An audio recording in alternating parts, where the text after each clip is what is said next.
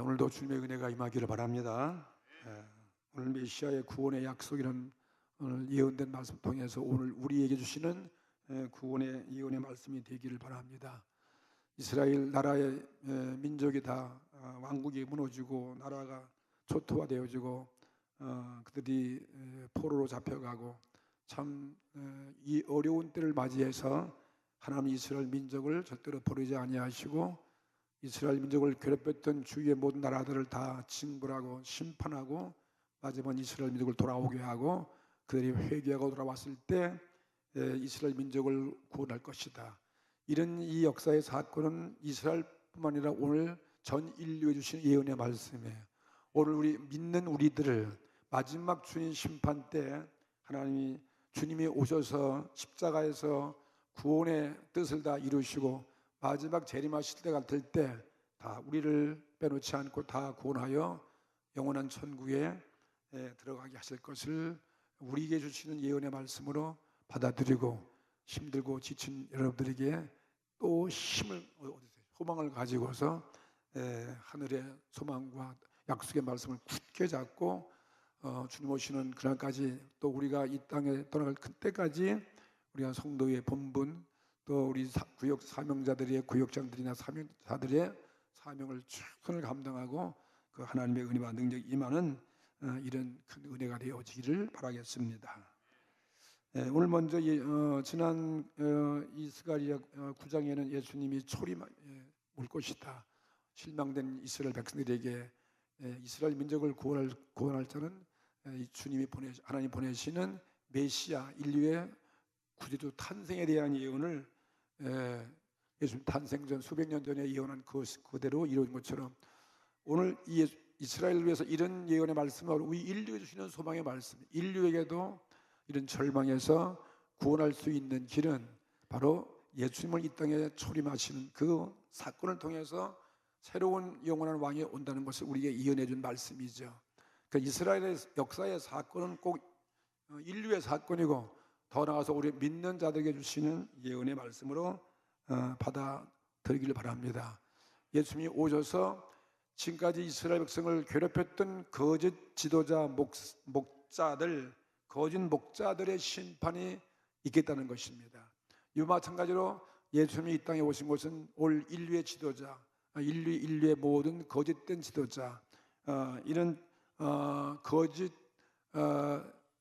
심판자, 거짓 왕들 모든 것을 다 심판하시고 주님을 믿는 회개하고 돌아오는 우리 백성들을 구원하실 것을 약속하시는 그런 예언의 말씀과 같은 것입니다.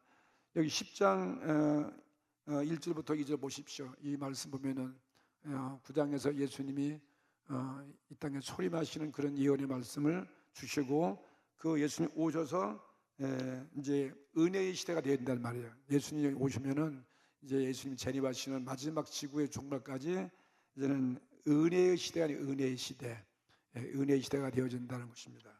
그래서 심판이 있기 전에 우리가 해야 할 그런 예언의 말씀을 주신 거예요.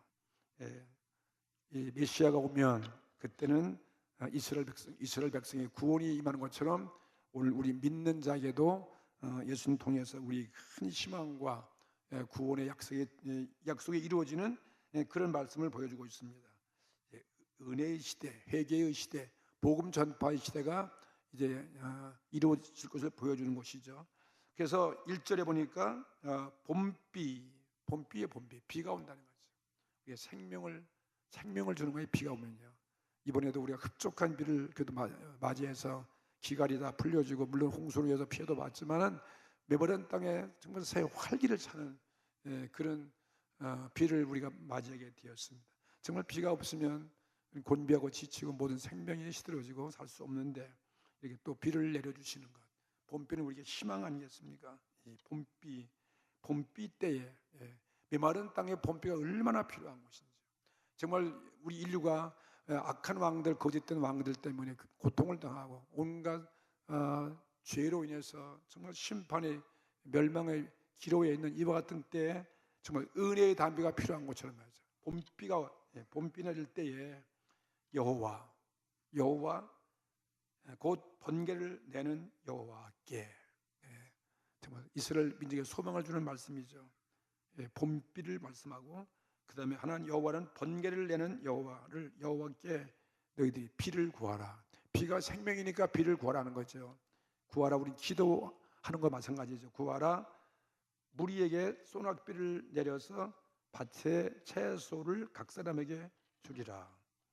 이렇게 봄비 때 비를 구하면 번개를 주관하시는 하나님께 비를 구할 때 하나님은 우리의 기도를 응답하시고 우리 은혜를 주셔서 아야 소낙비 같은 은혜를 쏟아 부어준다. 소낙비를 내려서 모든 메마른 땅에 온갖 밭의 곡식들, 채소를 각 사람에게 줄 것이다. 얼마나 희망을 주는 메시지겠습니까?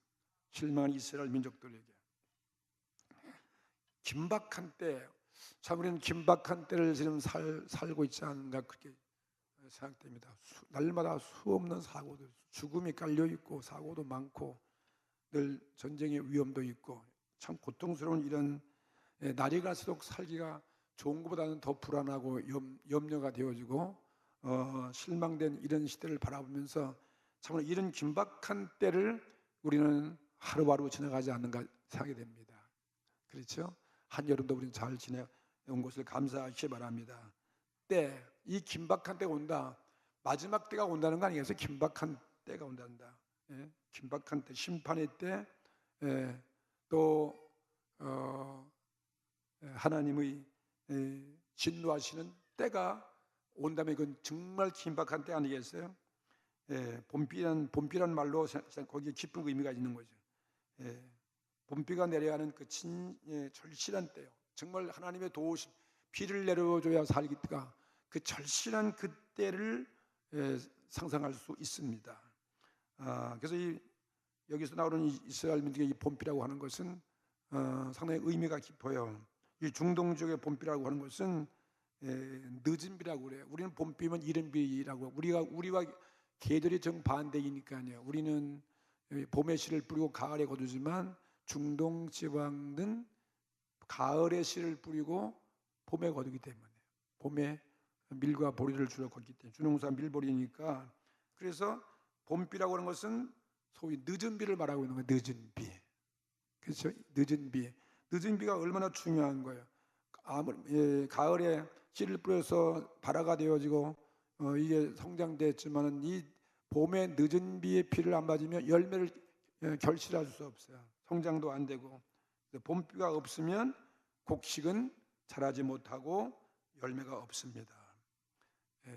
이른 비가 없어도 물론 이것도 안 되는 거죠. 뿌린 씨가 이른 비가 와야 우음을 트는 것처럼 말이죠. 중요한 거죠. 이 마지막 늦은 비, 봄비, 이 봄비 때에 이랬습니다. 그러니까 절박한 때를 말하고 있는 거죠. 이것이 오늘 시대적으로 이런 절박한 때를 맞이한다는 거죠. 인류가 절박한 때에 예수님이 오신 거거든요. 희망이 없을 때. 여기에 이 봄비 때를 영적으로 은혜의 때라고 그렇게 볼 수 있습니다. 지금 우리가 살고 있는 이 시대가 아니겠는가 그렇게 생각이 됩니다. 우리 시대가 인 거죠. 급박하게 변천하는 이런 정세를 보면서 말이에요. 환경 오염, 재난, 온갖 이런 대형 사건들과 전쟁의 위험, 공포, 여러 가지 볼 때 바로 지금이 봄비 때와 아주 중요한 때를 맞이했다. 여기 우리 소망이 어디냐? 오늘 이 예언의 말씀에 우리가 희망을 두셔야죠. 예언의 말씀에 우리는 소망을 하고 있는 것입니다. 다시 말하면 예수 그리스도가 초림을 해가지고 재림 때까지의 그 때는 바로 은혜의 때고 복음 전파의 때다. 이것을 보여주는 거죠. 복음 전파의 때다. 지금 진짜 복음 전파가 참 힘들수록 이건 더 우리는 절박한 위기를 맞이했기 때문에 더 열심히 해야 된다는 거예요. 더 하나라도 구해야 되고 더 많이 구원시키기 위해서요. 이때 이 은혜의 때, 복음 전파의 때 구원받지 못하게 하면은 이건 기회가 없지 않습니까? 예수님이 초림이 온 이후에 이제 재림하실 때는 그때는 이젠 기회가 늦는 것입니다. 그래서 은혜를 입는 것이라는 것은 늘 있는 것에 때가 있다는 거죠. 은혜의 때에 우리가 구원받을 수 있다. 은혜의 때, 은혜를 베풀고 구원받을 때 구원받는 것처럼 이 때가 얼마나 중요한지 바로 지금의 때가 바로 그와 같은 때라는 거죠. 이스라엘 백성들이 그 나라의 그 마지막 위기에 절망의 그때처럼 오늘 인류에게도 먼 미래에 있을 그것을 보여주는 사건이에요. 이스라엘 역사의 사건이 미래에 대한 모든 사건을 미리 예고해 준 거죠.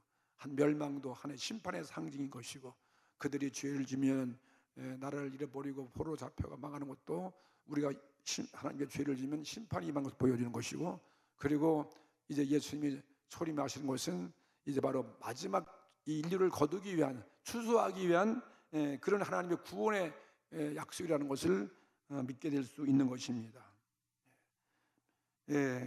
하나님께서 이런 절박한 때에 그 백성들을 구원한 것처럼 믿는 사람들을 다 버리지 아니하고 우리를 구원해 줄 것을 약속하시는 말씀이에요. 우리를 구원해 주고 우리가 이런 약속의 예언을 받았지만은 우리가 가만히 있으면 안 돼요.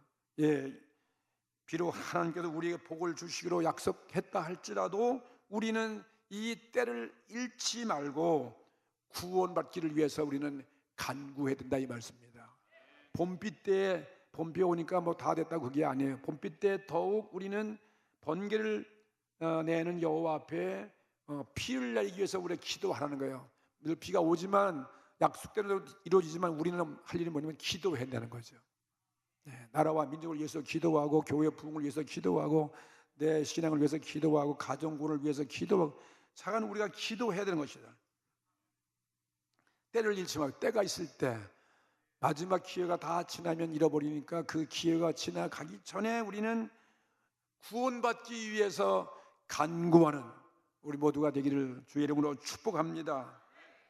봄비 때 참으로 희망적인 그런 은혜의 때인 거죠.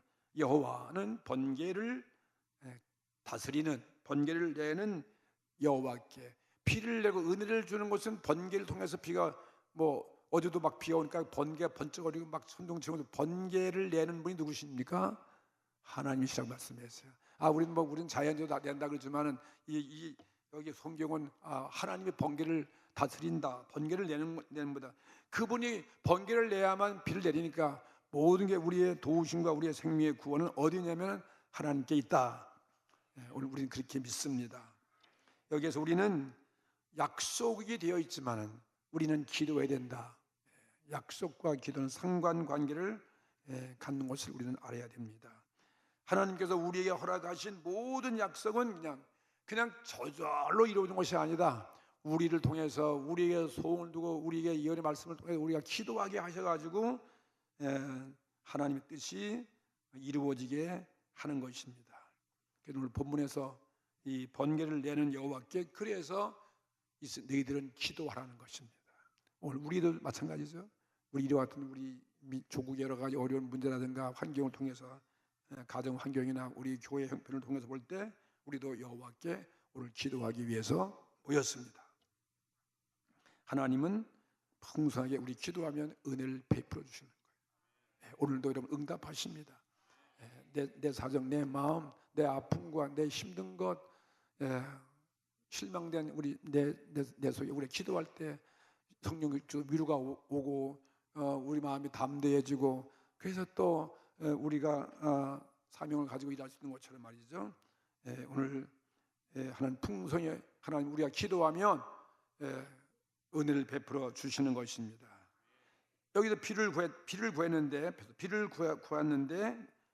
비보다 더 보통 비가 아니라 소낙비를 주신다는 말씀이에요. 폭포도 같이 더 엄청나게 조그만 비가 아니라 더 많은 것들로 우리가 기도할 때 하나님이 응답해 주신다, 이 말씀. 우리는 수요일날 참 수요 예배는 기도하기 위해서 우리는 모였습니다. 참 좋은 예배 시간인 것입니다. 누가복음에도 나와 마가복음에 나오고 11장에 보면은 우리가 육신의 문제를 위해서 기도하잖아요. 물론 하나님 우리를 육신의 문제 모든 것 다 일용할 양식 채워주기 때문에 우리가 기도하는 것, 자녀가 떡을 달라서 기도하면 아비가 독을 줄 자가 어디 있고, 자녀가 생선 달라고 기도하면 전갈이나 무슨 뱀을 줄 그런 부모가 어디 있겠는가.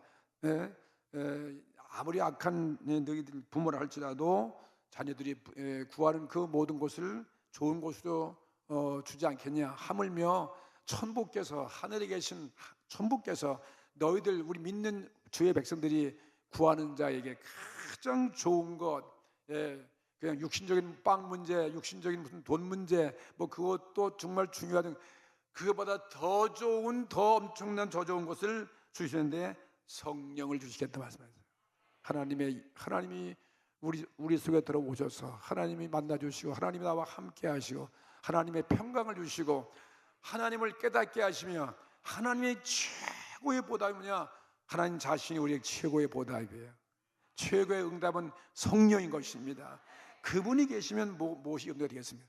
그래서 이렇게 소나뼈 같은 이런 성령의 은혜를 주시겠다고 하는 것입니다. 주님께서 하신 이 성령을 주시겠다는 이 말씀처럼 오늘 예언된 이 말씀도 마찬가지인 것입니다. 하나님의 풍성한 은혜, 성령 시대, 성령의 은혜를 베풀어 주셔서 우리를 마지막 때 환난 날에 버리지 아니하시고 구원하여 주신다는 말씀이십니다. 오늘 아무것도 염려하지 마십시오. 오늘 주님이 우리를 사랑하십니다. 십자가에서 보여준 그 사랑으로 우리를 다 버리지 아니하시고 구원하여 주시는 것을 믿습니다. 여기 이 소낙비는 하나님께서 베푸시는 특별한 은혜라고 그러는 은혜인데 이건 정말 예수님 소림하시고 이후에 약속 십자가에 죽으시고 승천하신 이후에 약속된 오순절 날 성령을 우리에게 보여줬지 않습니까? 성령의 강림을 의미할 수 있는 거예요. 비를 구하는데 은혜의 비를 구하는데 가장 최고의 소낙비 은혜가 뭐냐면 오늘 성령께서 오신 거 아니겠어요? 오늘 이런 성령의 은혜가 임하기를 주의 이름으로 축복합니다. 성령이 오심으로 비로소 은혜의 시대가 시작된 거예요. 은혜의 시대. 성령께서 복음 증거하고 복음을 전파하게 하고 수많은 이방인들에게 십자가의 복음이 증거되고 우리를 구원케 하시는 이런 역사가 지금까지 이루어져 가고 있는 것입니다. 그래서 오늘 우리 교회가 이 사명을 감당하시 구역장이들이 이 사명을 감당해서 구역장을 세우신 것이고, 구역이 하나의 교회와 같이 자 구역장을 통해서 구역을 통해서 부흥되어지고 또 영혼들이 구원받게 하고 복음이 전파되게 하시는 것입니다. 이게 성령께서 오심으로 이루어지고 있는 것입니다. 성령께서 오셔서 교회가 세워진 것처럼 이렇게 구역장도 성령에 의해서 이 사명 감당할 수 있도록 은혜의 시대가 주어지고 그리고 은혜를 베풀어 주시는 것입니다. 그리고 또 마지막 이제 추수 때 가을이 오면 추수하는 것처럼 마지막 때 주님 재림하실 때이죠. 마지막 때가 그때에 하나님의 자녀들이 큰 은혜를 입어가지고 하나님께로 돌아올 것을 말하고 있는 거죠. 이스라엘 백성의 포로 잡혀갔지만 그 포로에 돌아오는 그 모습은 우리가 마지막 때 하나님께 돌아와서 구원받는 그 모습을 보여주고 있는 사건과 마찬가지인 것입니다. 그래서 이런 큰 은혜에 참여하는 것입니다. 큰 은혜에 참여하기 위해서 오늘 조건이 있는데 이 큰 은혜, 성령의 이 은혜를 충만한 은혜를 받기 위한 조건이 있는데 그러면 2절 말씀 보세요. 그 조건이 무엇인지 대저 읽어보실래요? 드라빔들은 허탄한 것을 말하며 복수를 짜는 진실치 않은 것을 보고 거짓 꿈을 말한즉 그 위로함이 헛됨으로 백성이 양같이 유리하며 목자가 없으므로 곤고를 당하나니. 이는 이스라엘 역사에 보면 선지자들이 그들의 이렇게 열조들이 어떠한 죄를 범하는 것을 보여주는 거예요. 이스라엘 열조 조상들의 죄가 무엇입니까? 우상숭배한 거 아니겠어요? 우상숭배. 그래서 하나님의 은혜를 그들이 멀리하고 떨어져 나갔던 것을 너희들이 회개해야 된다. 뭔 죄냐? 다시 말하면 열조들은 헛된 욕심에 잡혀서 우상에게 모든 걸 구했어요. 하나님께 구하지 아니하고 우상에게 구했다. 그들의 재물의 복, 자녀의 복, 무슨 국가의 번영의 복이 다 우상이 주는 거예요. 그래서 이 이스라엘 조상들의 그런 죄 때문에 이스라엘 백성민들이 양떼같이 그들이 유리하는 백성들이 되었고 그들이 결국은 북쪽은 아수르의 포로가 되었고 남유다도 바벨론의 포로가 되어지고 계속 그들은 애굽에도 지배받고 참 이렇게 참 어려운 민족의 순환을 겪었던 그런 이스라엘 역사잖아요. 그래서 그래서 포로 생활을 했기 때문에 너는 다시는 너희들이 조상들이 지은 그 길로 걸어가지 말아라. 그 길로 가지 말라는 거야. 그들이 어떤 것을 했습니까? 드라빔이라는 그 허탄한 것을 그들이 섬겼어요.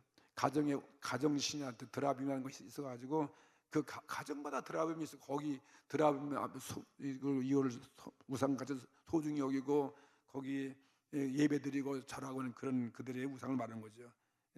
그래서 드라빔을 너희들이 따르지 말아야 될 것이다. 드라빔을 따르지 말아야 될 것이고, 그다음에 복술자라는 게 나와요. 복술자는 점치는 거, 점치는 거. 복술자가 예언하고 복술자가 점을 치는 것도 옛날에도 그렇게 그런 요즘 같이 뭐 무당도 있고 뭐 점치는 사람 있는 것처럼 옛날도 이스라엘 백성이 그런 죄를 졌다는 거죠. 그래서 너희들이 우리 조상들이 복술자를 믿지 말아야 될 것이다. 거짓 선지자들은 다 이런 모습이에요. 드라빔이라든지 또 복술자라든지, 그 다음에 또 보니까 그들은 거짓 꿈을 말한즉, 꿈 같은 얘기, 이상한 신비된 꿈을 가지고 예언하고 꿈을 가지고서 판단하는 이런 우상적인 아주 이런 그들의 죄악된 것을 너희들이 회개하고 돌이켜야 된다. 그래서 곤고를 당했다. 우리 이스라엘이 그래서 이렇게 나라가 이렇게 어렵게 되었다. 그렇기 때문에 이 3절에 보면은 내가 이런 거짓 선지자들, 이런 악한 자들을 말이에요. 이런 것들을 내가 다 이제 심판할 것이라는 것입니다. 마지막 때도 그와 같은 거죠. 마지막도 이런 심판이 지구 종말의 마지막 모습이 아니고 무엇이겠습니까? 이제 3절 말씀을 보겠어요. 내가 목자들에게 노를 바란다. 하나님이 진노하신다죠. 이러한 목자들에게, 거짓된 목자들에게 노를 바라시고, 그 다음에 내가 수염소는 이거는 우리 예수님 양과 염소니까 수염소니까 이거는 잘못된 지도자들 말하는 거죠. 수염소, 죄를 짓는 사람들, 악한 사람들, 수염소를 벌하리라. 만군의 여호와가 그 무리를 곧 유다 족속을 권고하여 그들로 전쟁의 준마 갖게 할 것이다. 이런 먼저 거짓 선지자들을 말해서 이스라엘을 괴롭히는 그들을 먼저 하나님 진멸해 버리고 내가 이스라엘 백성들을 다시 회복하여 구원할 것이다. 이런 말씀을 하고 있는 것입니다. 백성들이 고통을 가져온 그 원인을 제거했던 그러한 목자들에게 노를 바란다. 거짓 목자에게 노를 바랄 것이다. 거짓 목자, 거짓된 지도자들을 심판할 것이라는 거죠. 언젠간 주님이 오실 때에도 마찬가지, 이 지구의 종말도 이런 거짓된 왕들, 하나님을 대적하는 지도자들을 하나님 먼저 심판해 낼 것입니다. 내가 수염소를 벌할 것이다. 하나님의 양무리를 괴롭히는 것이 염소들이에요. 이 괴롭히는 염소 같은 사람들을 괴롭히는 자들을 하나님이 심판할 것이다. 우리 그리스도인들을 핍박한 사람들 말이죠. 악한 영들 말이죠. 세상의 지도자들을 바랄 것이다. 하여튼 이스라엘 민족도 뭐 이방 사람이든 같은 민족 가운데 하나님을 대적해 해서 이렇게 백성들을 괴롭혔던 이와 같은 지도자들 얼마나 실망됐겠습니까? 나라를 다 말아먹고 팔아먹은 이런 지도자들을 다 하나님이 심판할 것이다 하는 것을 보여주는 거죠. 마지막 때도 마찬가지. 우리 심판 때도 예수님이 예언한 그대로 마태복음 25장에 보면은 마지막 그날에도 하나님 양과 염소를 분별할 것이다. 양들은 하나님 나라로 인도하고 염소들은 다 어두운 데로 그들이 들어가게 할 것이라고 심판하는 것과 마찬가지죠. 그런 때를 벌써 예언하고 있는 말씀이죠. 그래서 3절 말씀은 그런 말씀이죠. 자, 3절 보세요. 그래서 다시 3절 보면은 내가 목자들에게 노를 바라고 내가 수염소를 다 벌할 것이고 만군의 여호와가 그 무리를 곧 유다 족속을 권고해 가지고 그들로 전쟁의 준마가 차게 유다 백성들을 하나님이 함께 하셔서 전쟁할 때 준마 갖게 된다는 거예요. 준마 갖게 될 것이고, 그 다음에 4절 읽으니까 모퉁이 똘이 그에게로서 나올 것이고, 이스라엘 민족 중에 모퉁이 똘이 나온 것은 누구겠어요? 예수 그리스도죠. 모퉁이 똘이 나오게 할 것이고 말뚝이 그에게로서 나올 것이고 천막을 치는 말뚝이 유다 백성을 통해서 나올 것이고 싸우는 활이 전쟁에서 싸우는 무기가 그에게로 나올 것이고 권세 잡은 자가 다 일제히 그에게로 나와서 5절에 싸울 때 어떻게 됩니까? 용사같이 거리에 진흙 중에 이스라엘 교회는 모든 대적들을 진흙 중의 대적을 밟을 것이라는 거예요. 대적을 밟을 것이고 여호와가 그들과 함께한즉 그들이 싸워가지고 말탄 자로 부끄럽게 할 것이다. 결국은 이스라엘 백성들이 승리할 것이라는 것입니다. 마지막 때 누가 승리하는 것입니까? 구원받은 우리들이 승리할 것을 미리 이스라엘 통해서 보여주는 예언의 말씀인 것입니다. 하나님 백성들은 마지막 때 우리가 구원을 받을 뿐만 아니라 세상에 어떤 권세가 우리를 해할 자가 없도록 말이죠. 예수님께서도 오늘 우리 주의 백성들에게 평생에 우리를 대적할 자가 없다, 우리를 해할 자가 결코 없다고 말씀하신 것과 같이 말이죠. 이 스가랴도 마찬가지예요. 어떤 권세도 우리 믿는 자들을 당할 수 없는 용사같이 되게 하신다. 하나님이 입혀주시는 그러한 능력을 말하는 거죠. 오늘 우리가 이런 신앙으로 무장하고 말씀으로 무장하고 성령으로 무장하고 오늘 주님이 나와 함께할 때 우리를 결단코 해할 자 없다, 그런 예언을 벌써 미리부터 이스라엘 백성 우리들에게 보여주고 있는 사건인 것입니다. 유다 족속으로 하여금 이렇게 강한 자가 되게 하셔서 전쟁 때 아야 말 준마 같은 용맹스러운 그런 준마와 같이 되게 할 것이다, 이 말씀 것입니다. 유다 족속을 위해서 권고하는 말이죠. 오늘 이 권고의 말은 오늘 우리에게 주시는 권고의 말이에요. 우리도 마지막 때 이런 하나님이 권고의 말씀을 우리에게 주시는 말씀이에요. 그래서 모퉁이 돌이 유다에게서 나올 것이고 말뚝이 또 유다 백성에서도 나오고 싸우는 활도 유다 성에서 나온다. 이게 바로 예수 그리스도를 말하고 있는 거죠. 정말 예수님만이 승리의 대상자이고 예수님만이 구원자이고 모든 싸움에서 이길 수 있는 자가 예수밖에 없다. 마지막에 십자가를 다 이루어진 것처럼 말이죠. 우리를 구원하시는 방법을 보여주었습니다. 모퉁이 돌은 무엇입니까? 건축의 기초가 서게 되는 것이고 말뚝은 집을 지을 때 천막을 지을 때 기둥 같은 그런 역할을 하는 것이고 이 싸움의 활은 무엇입니까? 이건 원수를 물리치는 무기인 것입니다. 우리 마지막 때 은혜를 충만히 받아서 영적인 전쟁에서 우리 온갖 무기로 채워주는 것과 마찬가지인 거죠. 원수에게 해할 수 없도록 세상을 이길 수 있는 그런 능력으로 채워주시는 것을 말하는 것입니다. 그래서 진흙탕에서 대적을 막 밟는다는 거죠. 대적을 밟는 것이다.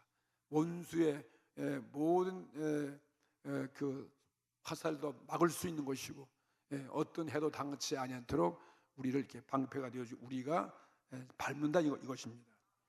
이렇게 이스라엘이 이렇게 원수들을 멸할 것을 묘사한 이 말은 우리 마지막 때 우리들이 이렇게 이길 수 있다 하는 것을 보여주는 것이죠. 전적으로 여호와 하나님이 이스라엘과 함께한 것처럼 우리와 함께 하시기 때문에 우리는 승리할 수 있는 것입니다. 우리를 도와주시는 것입니다. 그래서 오늘 이런 환경을 보고 실망, 좌절, 낙심하지 않게 되기를 바라는 것입니다. 그래서 이제는 6절부터 이제 12절까지를 보게 되면은 이것은 이스라엘 백성뿐만 아니라 이제는 마지막 때 이방 민족까지 말이죠. 다 회개하고 돌아오면 하나님이 그들을 다 영접하고 환영하고 정말 평화스럽고 아름다운 구원의 그런 세상으로 만들어 갈 것을 말하고 있는 거예요. 6절부터 12절 말씀을 또 보겠습니다. 6절 보면은 내가 유다 족속을 견고케 하고 유다 족속을 견고케 보세요. 유다 족속을 이스라엘 백성 유다 백성이 견고케 하고 그다음에 요셉 족속을 구원할지라. 뭐 요셉 족속이나 유다 다 같은 이스라엘 백성들이죠. 유다 백성들이죠.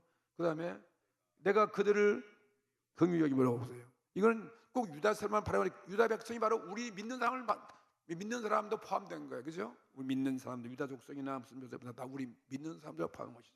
내가 그들을 긍휼히 여김으로 오늘 우리도 주님이 긍휼히 여기시는 거죠. 여김으로 그들로 돌아오게 하니 우리 어떤 죄에 빠졌을 때든지 뭐 이스라엘 백성이 포로로 잡혀 그 포로 생활한다든지 거기에서 돌아오게 하시는 게 누구냐면 우리 하나님이 하신다는 거예요. 돌아오게 하리니 그들이 내게 내어 버리움이 없었음 같이 데릴 것이다. 내려버린 것 같이 없는 것 같이 되게 할 것이다는 거죠. 나는 그들의 하나님 여호와라. 내가 그들을 드리리라. 오늘 이스라엘 하나님은 우리들의 하나님일 것이다. 예, 우리들이 바로 여기 유다 족속이고 요셉 족속이고 하나님이 우리를 긍휼히 보시고 우리를 절대로 내버리지 않게 만들어 둔다 이 말씀이죠. 뭐 7절도 그런 거예요. 7절도 보니까 에브라임이 용사 같아서 포도주를 마신 같이 마음의 즐거움을 얻을 것이요 그 자손은 보고 기뻐하며 여호와를 인하여 마음에 즐거워하리라. 에브라임 자손도 역시 이스라엘 북쪽 사람들을 말하고 있는 거죠. 그들도 회개하고 돌아오면 그들도 그런 포로제도 돌아오게 할 것이고 돌아와서 포도주를 마신 것과 같이 마음이 즐거운 것이다 하는 거죠. 이방 족속들도 마찬가지 마지막 때에 회개하고 돌아오면 마찬가지요. 그들도 기뻐하며 주 앞에 돌아올 것을 상기하는 말씀이에요. 그래서 이 마지막 은혜 시대 복음을 전파하면 다 구원받고 돌아오면 이스라엘 백성이 돌아와서 그런 은혜를 받는 것처럼 우리들도 그렇게 하나님의 은혜의 구원에 참여할 것이다. 이것을 보여주는 것입니다. 이방 자녀들이 그리스도로 말미암아서 하나님의 자녀라고 부르심을 받고 기뻐하며 돌아올 것을 봐서 예언하는 마지막 때 온 인류가 복음이 증거되어 회개하고 돌아오는 그 모습을 미리 스가랴는 보여주고 있습니다. 그 다음에 8절과 또 9절 말씀 8절 보십시오. 내가 그들을 향하여 휘파람을 불어 모을 것은 내가 그들을 구속하였습니다. 보세요. 하나님 이스라엘 백성을 이미 구속했다는 거죠. 북쪽 이스라엘이나 남쪽 이스라엘이나 이렇게 하나님 버리지 아니하시고 여기 한 말씀 보니까 그들 향해서 휘파람을 불어서 모을 것이다. 이건 휘파람이 뭐예요? 휘파람 부는 거 아세요? 호루라기 부는 것처럼 신호예요. 신호. 복음의 나팔을 부는 것처럼 휘파람 불면 사람들이 귀를 번쩍하게 뭔 소리인가 집중하는 것처럼 말이죠. 휘파람 불 줄 아세요? 안 되네. 사람을 놀리게 하는 거예요. 그래가지고 이 바로 복음이에요. 바로 휘파람 불어가지고 젊을 때 많이 보는데 나이 먹어서 안 불리는 거야. 지나가는 자들 보고 또 휘파람 부르면 또 쳐다보잖아요. 이목을 집중시킨다는 복음을 통해서 복음을 통해서 뭐든 듣게 만드는 거죠. 깨우치게 만드는 거죠. 내가 휘파람 불어서 다 모을 것이다. 우리 복음 전파 말이에요. 복음 전파. 사람들이 뭐 상당한 아주 기쁜 소식을 전하게 하고 이렇게 해서 사람을 부르는 신호가 휘파람이에요. 복음 전파예요. 에브라임 같은 북쪽 타락한 그들 족속도 이방인들도 마찬가지예요. 다 이방인도 다 불러 모으는 이유는 그들을 구속하기 위함이다. 구속하기 위해서 이처럼 휘파람을 불어서 구속받은 백성들은 옛날 이스라엘의 전성기에 번성했던 것 같이 돌아오게 해서 번성해 갈 것이고 애굽에서 큰 민족을 이뤘잖아요. 하나님께서요. 이스라엘 민족을 이룰 것이다. 아브라함 때 큰 민족을 이룬 것처럼 다시 그들 돌아오게 해서 다시 번성케 할 것이라는 것입니다. 할렐루야. 그런 말씀하고 있는 거죠. 돌아올 것이다.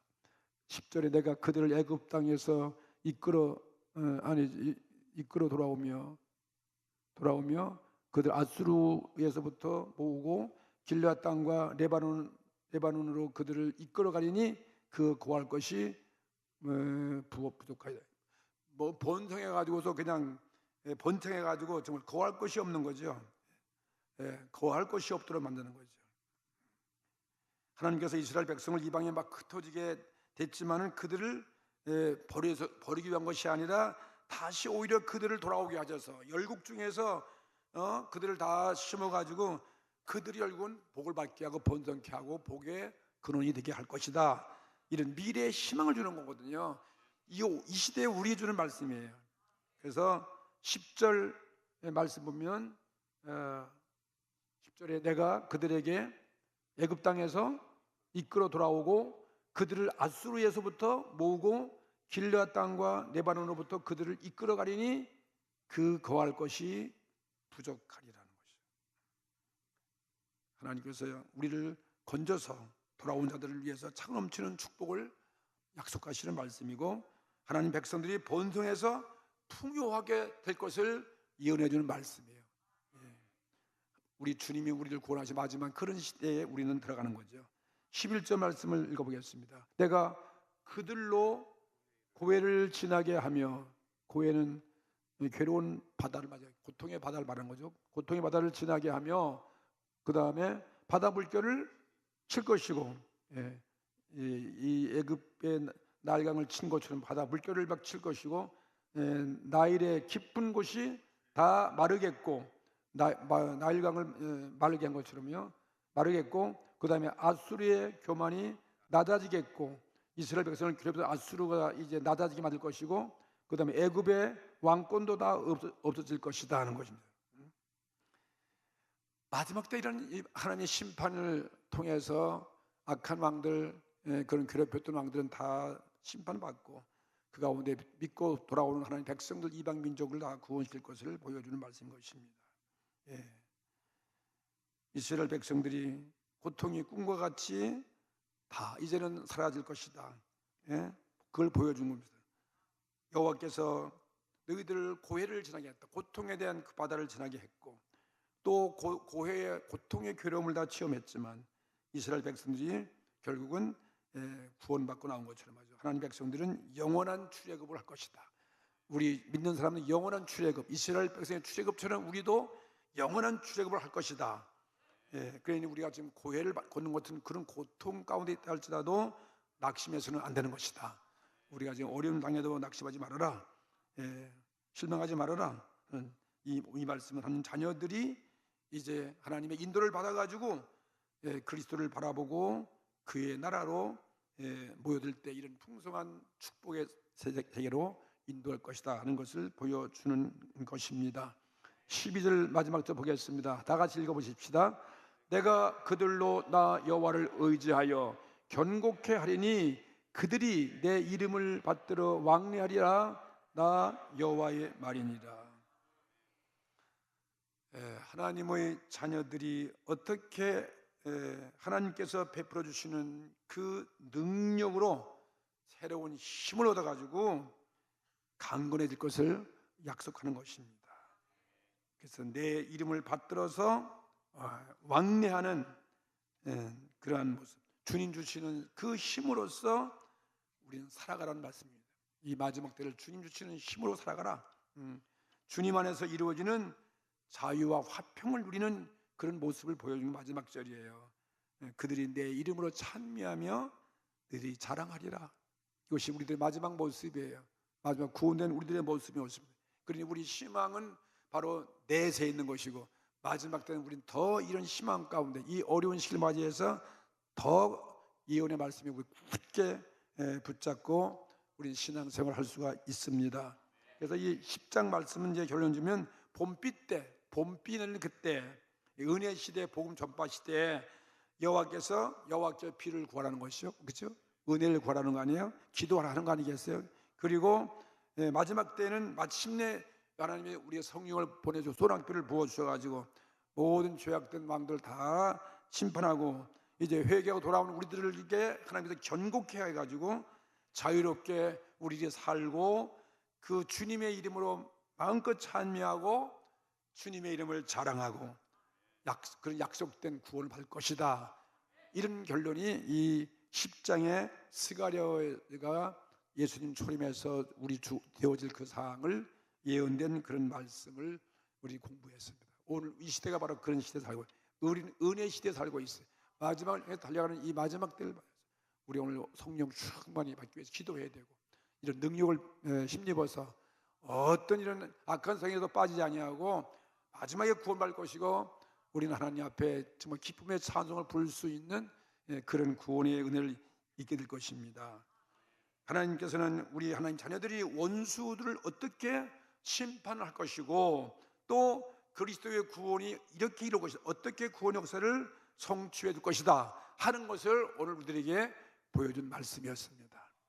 이 말씀 여러분 큰 위로가 되시고 또 힘을 얻고 오늘도 기도하셔서 성령으로 무장되시는 그리고 여러분의 먼저 큰 오늘 하나님의 기적을 체험하는 이런 은혜가 넘치기를 주의 이름으로 축복합니다.